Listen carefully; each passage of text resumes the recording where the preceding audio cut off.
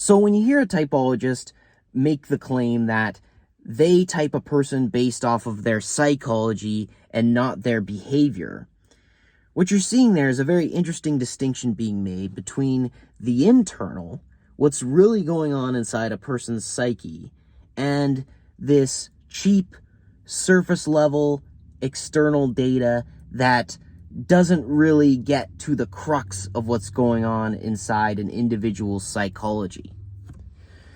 But I think what is being forgotten by typologists who frame things in this way is that information that is gathered through the communicative space, such as that which would occur in a psychoanalytic setting, is still behavioral.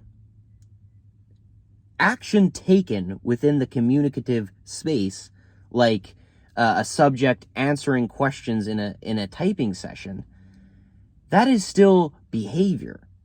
Now, it might not be behavior the way people normally think of that term. When people hear the term behaviourism, they think, oh, you're just looking at what a person's doing, their actions, their occupation, their hobbies, yada yada yada. You're not really, getting to the nitty-gritty psychology. Action taken within the communicative space is just as behavioral as action taken in any other context. Now, you might have a preference for which kind of behavior you'd prefer to analyze for the purpose of for the purposes of typology or psychology or what have you. I mean, you've heard the term, sometimes actions speak louder than words, but the fact is, all of this stuff is actions. It's all behavior. All typologists, all psychologists are behaviorists, whether they know it or not. This distinction between typing a person based off their psychology and not their behavior is a false distinction, because none of these typologists have direct access to the individual psyche. And this video isn't shitting on behaviorism, but rather this video is a defense of behaviorism as the best we've got thus far.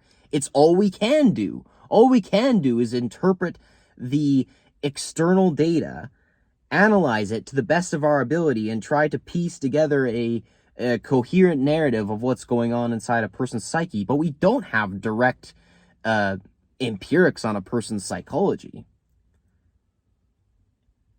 So when you hear typologists posture like that and say, oh, we're going off their psychology, not their behavior, it's all bullshit. The information they're going off of in a psychoanalytic session, in a typing session, how the person is answering questions, that's still behavioral. Because again, action taken within the communicative space, communication is still action. Communication is still behavior. Action in the form of communication is still behavior.